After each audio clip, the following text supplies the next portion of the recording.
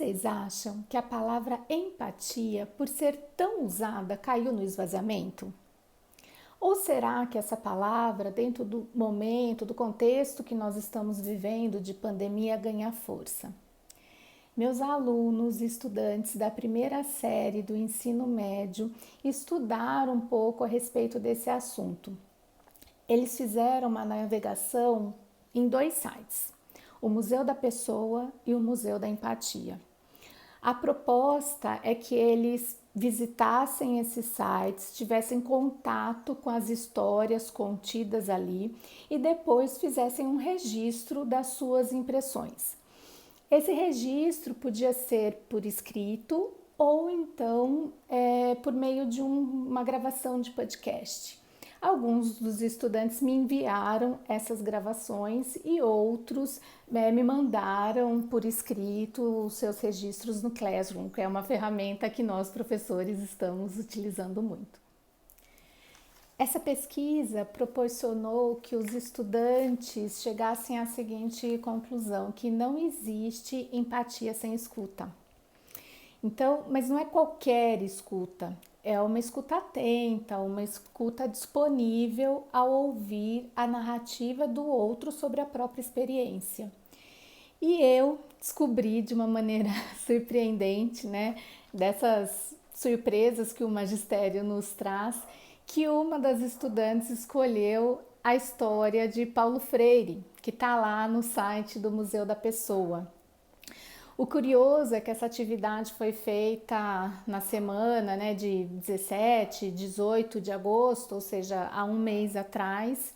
E hoje, em comemoração ao centenário de Paulo Freire, esse educador tão ilustre, reconhecido mundialmente, eu decidi então compartilhar a história dele por meio dos olhos de uma estudante de ensino médio. Então esse vídeo ele vai ser composto por esses áudios de podcast, não só a primeira história, que é a de Paulo Freire, mas outras histórias também bem interessantes. Os estudantes, cada um deles escolheu fazer um avatar que o representasse, ou então poderia ser uma imagem ou um mangá que se identificasse. Então, ao fundo tem essas imagens e as histórias recontadas pelos olhos deles. Vamos lá. Oi, Pro. Eu vou entregar o meu podcast sobre a história que eu escolhi da aula de hoje, 19/8, se for precisar ficar registrado. Eu escolhi uma história do acervo Museu da Pessoa, chamado A Esperança de uma Sociedade Mais Bonita, por Paulo Reglos Neves Freire.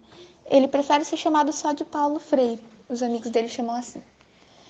Ele nasceu em 1921 e eu escolhi ele porque ele parece ser uma pessoa muito empática no depoimento dele.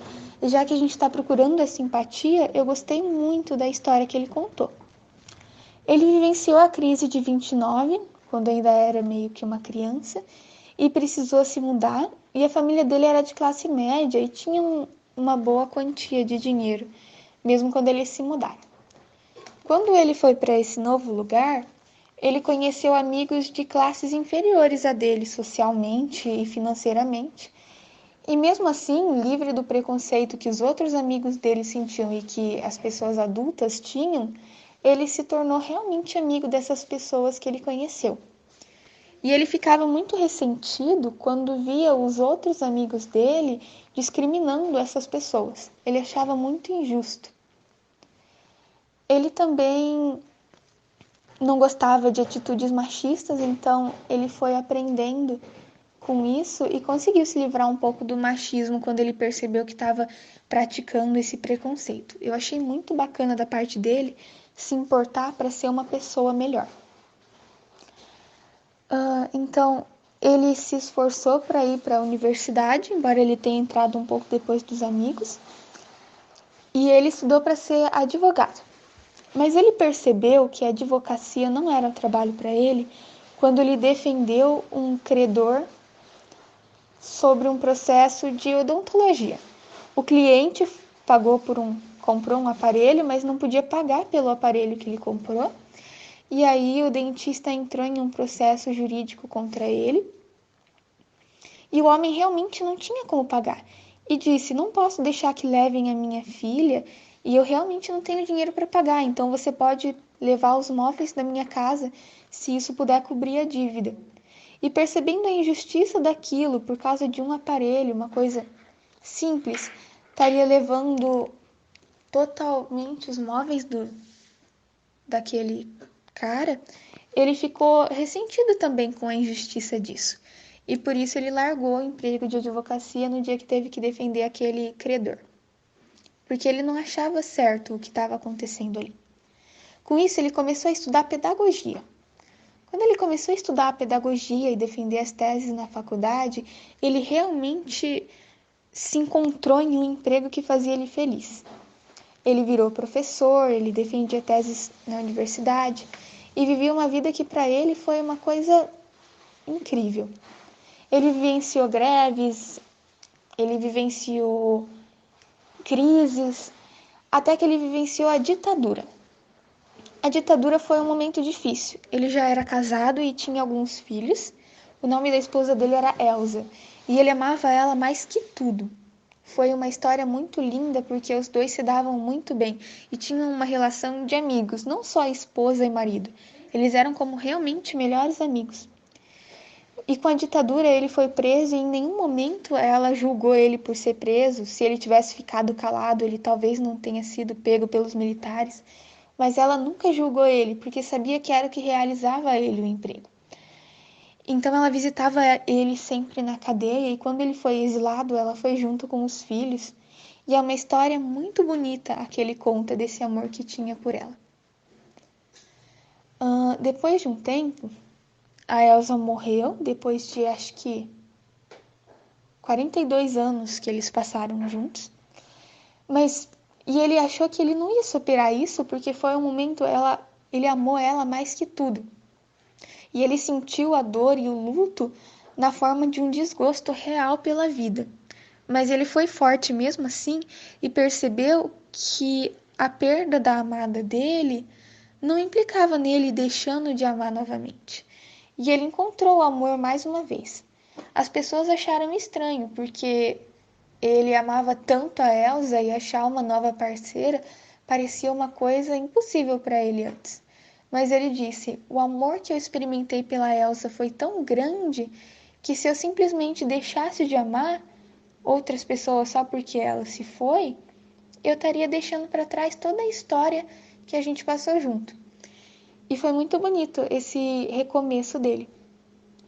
Então, essa foi a história que eu encontrei. Gostei dele por ser um cara empático, justo e que queria transformar o mundo em uma sociedade menos feia, uma sociedade menos injusta, menos preconceituosa e mais feliz para as pessoas viverem. E foi isso. A história da Adriana Campos para mim foi bem interessante, que está disponibilizado no Mulheres Empreendedoras da Zona Norte. Eu gostei muito e simpatizei muito com a história dela, porque ela fala do ensino ali através da arte, né? Eu tenho uma ligação muito forte com essa parte de ensino pela minha mãe, e vendo ela falar aquilo que ela gosta de trazer o ensino, ela gosta de ensinar através da arte, falando sobre política também, sabe? Enfim, tantas outras coisas, até música mesmo, eu achei muito interessante.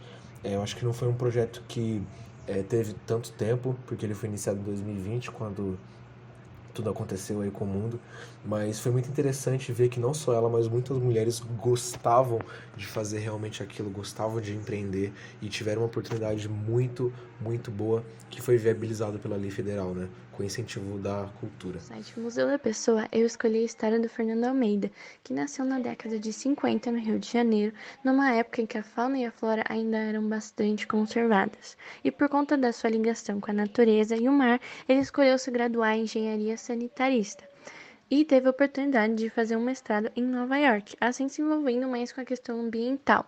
Depois disso, ele se tornou professor universitário e ministrou vários cursos na COP, que é a parte de mudança climática na ONU. Além disso, ele teve um programa de rádio sobre desenvolvimento sustentável na CBN e escreveu um livro que foi publicado em 2002.